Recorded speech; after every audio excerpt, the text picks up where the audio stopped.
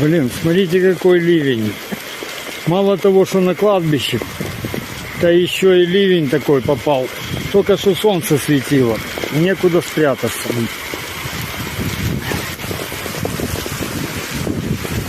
Вот так иду. Иду вот так.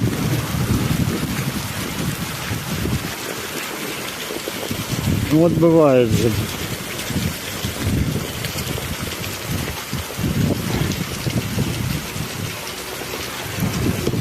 Ну хорошо, хоть не холодно, но дождь крупный какой-то. Даже не дождь, а ливень натуральный. Куда спрятаться нужно? Вот, есть место.